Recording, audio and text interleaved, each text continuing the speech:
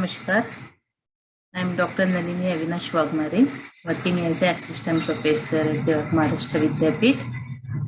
Today's our topic is related to Sangam literature. This is my brief information. Sangam age and its literature. Actually, when we are studying the North Indian dynasty, it is very necessary to historians or Indian culture students.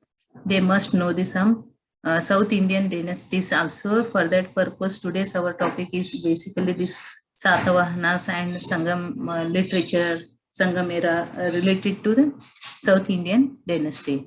So Sangam is a word, Sanskrit word, which means an association. A Sangam of poets means an association of poets. The Tamil Sangam was a body of Tamil scholars or poets, a poetry academy which was established by the Pandya kings. So in Tamil, we find the Chera, Chola and Pandya dynasties. So it is related to that also. It flourished at Madurai and earlier at other centers.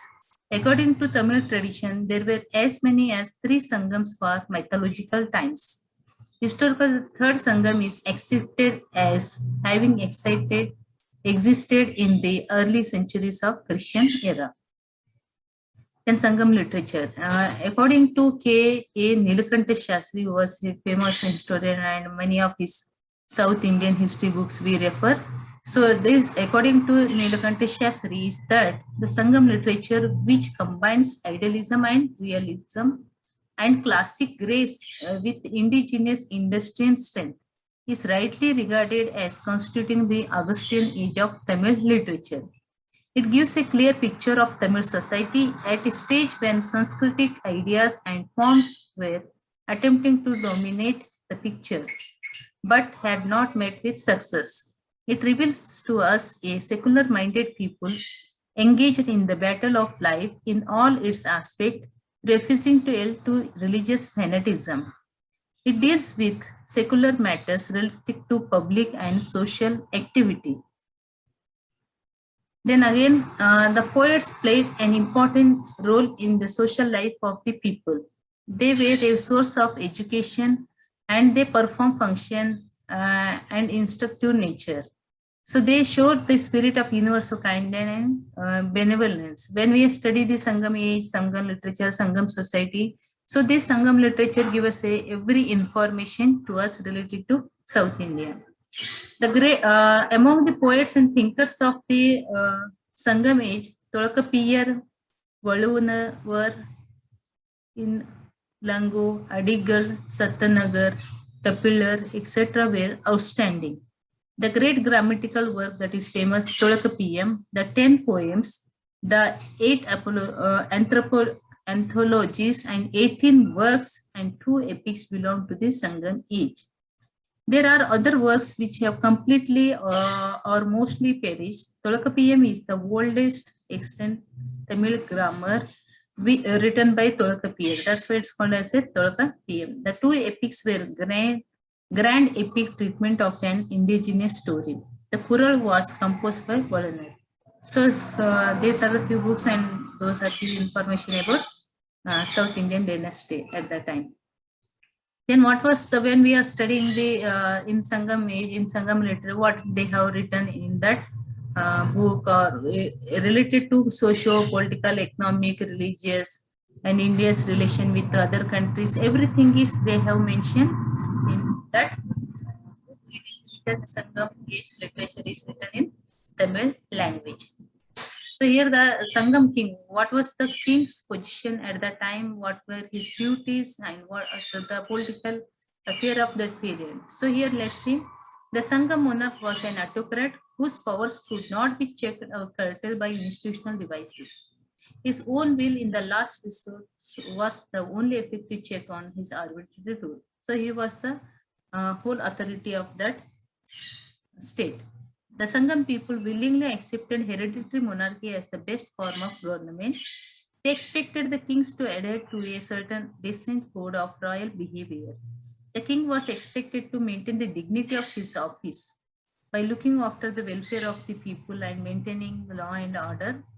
It was the duty of the king to protect his subjects from all kinds of dangers, big and small.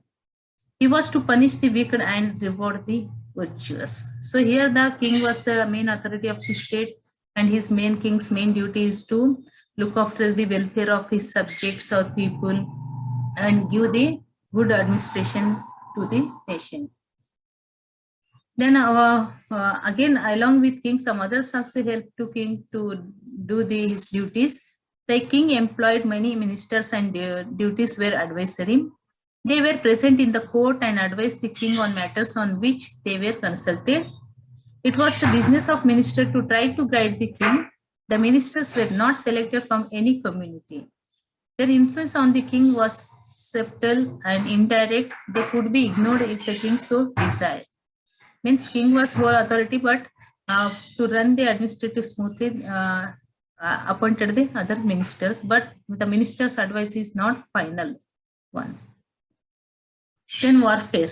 Warfare was a major occupation of the ruling classes of the Sangam period. There was no danger of wars in the Sangam period. The king maintained armies and weapons necessary for it. The art of warfare was fairly advanced. The army was the mainstay of the royal might. The Tamil armies were well equipped with the necessary weapons of war. There were a very large variety of offensive and defensive weapons. So they have a lot of weapons with them at the time. Then laws and justice. The king was the repository of all secular power and was therefore the source of justice. He administered justice with the help of those men whom he thought fit for the job. There were law courts both in urban and rural areas. The court in the capital town was called Avai, and the court in the village was called in Mandaran. It is in Tamil language. At the capital town, the king personally presided over the court of justice. In main capital, that time king ascended the court and given justice to his subjects. Then laws and justice. The trial in the royal court was a simple affair. The parties and witnesses were called upon to depose on oath. It was believed that it was a sin to utter falsehood and a greater sin to tender false evidence. So if they produce the false document to the king, then they have more punishment. So perjurers were punished by their tongues being cut off. Punishment very severe. Punishment for theft was invariably decapitation. It was believed that it is no injustice to kill a thief. If anybody done a dacoit other things, the king is directly given a death punishment to that person. Adultery was considered a serious crime. The punishments were awarded were decapitation, mutilation of the offending limbs of the body, torture and imprisonment, and imposition of fines payable mostly in kind. The people of the Sangam age felt that punishment was necessary. The object of punishment was punitive and not reform. Then we see the economic condition of the Sangam period. Revenue and finance. In the Sangam age, mainly many kinds of taxes were levied. A number of officials were appointed by the king to look after the revenue affairs. It was felt that levy of taxes must be equitable and according to custom. Land tax was the usual source of revenue. The rate was 1/6 of the produce of the land. On special occasions, the payment of land revenue was remitted. It was competent for the king to assign tax-free lands to certain persons or institutions when they are doing the good work for the state. Next to land revenue were the custom duties and tolls. Tamilium had an extensive trade with places like Rome, Egypt, Burma, Malaya, and Java. Means we find that the Tamil rulers trade relation with foreign countries at that time. The defeated force and feudatories sent their tributaries to the royal treasury. Some income came from treasury crores, estates, and presents. Then let's see what was the economic life of that time. The Sangam economy was simple and mostly self-sufficient. The people were industrious. They believed in living well, if possible, by earning well. The need to own wealth was frankly admitted. Some classes were very rich and some were very poor, and both of them were described in Sangam literature. What we find in today our society also, some are rich, some are poor, some are middle. So that time also the system is fine there. The very rich were perhaps the kings and those who surrounded them. Most of the rich spent a part of their wealth on charity. The common people were mostly agriculturists or coward hunters, fishermen, or manufacturers or traders. The distinguished few priests and servants of the king. Then again in agriculture, the major occupation of the people are agriculture, fishing, hunting were major occupation. The textile industry, house building, planning and building to towns, forging of weapons provided the necessities, comforts and luxurious life was we find there. A large number of persons were engaged in the industries and commerce both in inland and foreign countries, and foreign trade relations were at that time was very good. The major towns like Puhar, Madurai, Kandi, Vanji, Urayur, Tundi, etc. absorbed most of those manufactured goods. Industry was encouraged on account of rising demand in foreign markets. Then the Sangam age witnessed an advanced stage of industries and crafts. Indigenous industries were fairly advanced. Whenever the Tamils felt that foreign workmen were specialists in certain industries, they encouraged them to come and settle down in Tamilam and pursue their specialist occupations. So that is the one special feature we find in Sangam period also. There was an extensive trade with foreign countries. Tamilam had certain commodities which were in great demand in foreign market. Those were pepper, ginger, rice among food products, sandalwood among trees, cardamom, cinnamon, turmeric among spices, and ivory and pearls for luxurious ornament. So till today also this business is not in a rich manner, but still today also the foreign trade we find there. Then what was the social life of this Sangam age period? The Sangam literature gives us a fairly good idea of the social life of the people of that time. The Sangam society was not priest dominated, although the priests were slowly trying to assume powers of advice and supervision. The social life seems to have been on a heroic scale. The Brahmin community had taken root in the social structure of Tamilam. The Brahmins were attached to the land and were proud of their country and their mother tongue. They considered Sanskrit the language of their religion, nothing more. Then other classes in the Sangam age, the caste system had not become complex, though it became rigid and fixed later on. The Sangam literature testified to the existence of 4 social divisions: the Brahmanas, Arsar, Vaningar, merchants, Velas, peasants. The division do not approximate to the 4-fold division of the Aryan society into Brahmin, Kshatriya, Vaishya, and Shudras. The Velalas were socially and politically equal to the king. They had the right of intermarriage and right to kingship also vested in the Velalas were socially and politically equal to the king. They had the right of intermarriages and right to kingship also vested in Velalas. The Kshatriya caste is scarcely mentioned as a distinct group. The Vaishyas do not find a prominent place. The traders who were considered as constituting the Vaishya community were for all practical purposes placed on par with Shudras. Then let's see what was after studying their kingship, socio-economic culture, and let's see what was the position of women in Sangam age. The status of women Sangam society was not equal to that of men either in theory or in practice. The Sangam society consisted of many kinds of women. There were married women who settled down as their housewives, looking after their husbands and children and managing their households. It is these women who either committed sati or led a very hard life as widows. There were also a large number of courtesans. They acted as bodyguards at the time. Women were not regarded as soldiers ministers, ambassadors, or advisors of the king. They did not own property at that time. They have no right to property right not existing at that time to give unto women. Then the custom of sati was known and was practiced as a high ideal, but it was not popular and not followed even in royal families. The condition of widows was very bad. They were required to shun all the pleasures and lead a life of brahmacharini, living on one meal a day and sleeping on bare ground.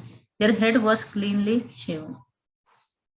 So this was what we find situation in medieval period time also, that is also existing in the Sangam period also. Monogamy was the rule, although kings and nobles married many women. Marriage was a sacrament and occupied an important place in the life of the people. The people were familiar with 8 kinds of arranged marriages, but marriage was devoid of all rituals. The coming together of a man and woman constitutes the marriage. The system of wearing thali or the sacred thread worn by the bride is peculiarly non-Aryan, that is Tamil practice and indigenous to Tamilian, which was incorporated by the Brahmins into their ritualistic pattern. Today also we find that the thali system is existing and most of the people practice this one. Then religion. Religion played a harmonious role in Sangam society. The religion of the Sangam Tamils was not a uniform or single pattern. The Sangam people knew and preached both the ritualistic and supplicatory aspects of religion. Their rituals were related to animism and other forms of deity worship. There was tree worship, stone worship, water worship, animal worship, and the worship of stars and plants. They were supposed to be divinely animated. So we also call this one as a nature worship also. Till today also some Hindus also worship these all things. There were 3 strands of religion during the Sangam period. That is the indigenous gods, exotic Hindu gods, and the exotic non-Hindu religious faiths, function, etc. All the 3 coexisted and no serious or open clash occurred among them. Then freedom of worship is found that day to till today in Tamil Nadu. Then the gods were worshipped by the people living in their regions. The cohorts worshipped Tirumala so that they might bestow on them many milk cows. The hunters of the hill tracts worshipped Murugan as the god of the hill. Other gods and goddesses were also recognized and worshipped. Indra was worshipped by the agriculturists who depended for their produce on rains. There was a special festival in honor of Indra. The worship of sun and the moon was also known at that time, and they are worshipped at that time also. Murugan was the deity par excellence of Tamils. The temples of Murugan are mentioned in the Sangam literature. Indra, Yama, Varuna, and Soma are mentioned as the guardians of 4 directions. So these are the god and goddesses worshipped by the Tamilians. A large number of temples are mentioned in Sangam literature, and till today also we find so many temples existing in Tamil Nadu also. The temple of Indra is mentioned in Silapatikaram and in Manimegale. The festival of Indra was celebrated Puhar, that there were temples for each of his paraphernalia also. Example, there was a temple for Vajrayuda, Airava Daruna, and a Kalpaka Rikshaka. There was a temple for Kamana, son of Tirumala, at Puhar. At Madurai, the festival of Kamana was celebrated. The worship of Pattini was an early institution. The name of Rama is not mentioned as a deity along with other gods in the Sangam literature. The names of Ganesha is also not specially mentioned in the Sangam literature. Shiva was considered to be god par excellence of the Tamils. Vaishnavism not to be found in the Sangam literature, but Shaivism, even worship of Ganesha, is not also found, but Shaivism is existing. Lord Shiva worship is also found there. Then what was the education of the Sangam period people? The Tamil society of the Sangam age was an advanced and civilized society. Education was not merely known and encouraged, but was a widespread social activity. The pattern of education was not merely reading and understanding of books, but also listening to the learned persons. You have to take the opinion of the experts, by the gurus, listenings. Then education of a secular nature was not the peculiar pleasure of any particular community or caste, sex, or situation in life. The Sangam scholar belonged to the all classes and all caste people. Then other things, the Brahmins must have pursued the traditional Vedic studies and the kings horse riding, target practice, wrestling, etc. The merchants and other royal servants were probably more interested in arithmetic for professional reasons. The Brahmins were interested in astronomy. Fine arts were cultivated by special artisans. The number of Sangam poets might be nearly 500. They lived within a period of 3 or 4 centuries, and many of them belong to the same generation. Their number included kings and women. Works on grammar like the Tolakapiyan, on poetics and mathematics were studied by students. Much of the teaching was oral at the time. The student wrote but spherically and got practically everything by heart.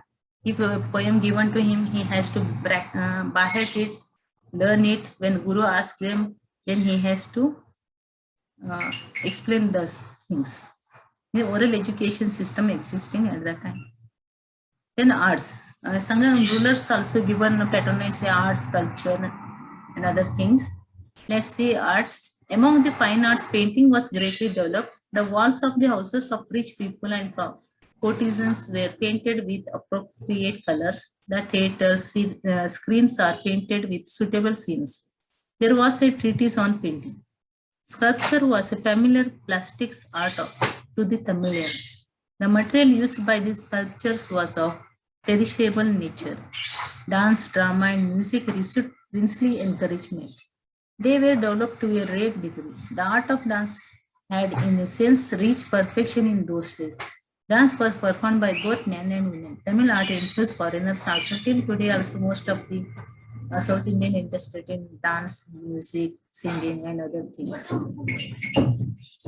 Then, in briefly conclude the Sangam period, the monarchy, while we study the polity, the monarchy was the normal form of government. The councils of Cholas, Cheras, Pandyas were autonomous bodies and played an important role during the Sangam age. The king lived in pomp and show. Then society, the Tamil society became orthodox. Temples were also centers of learning.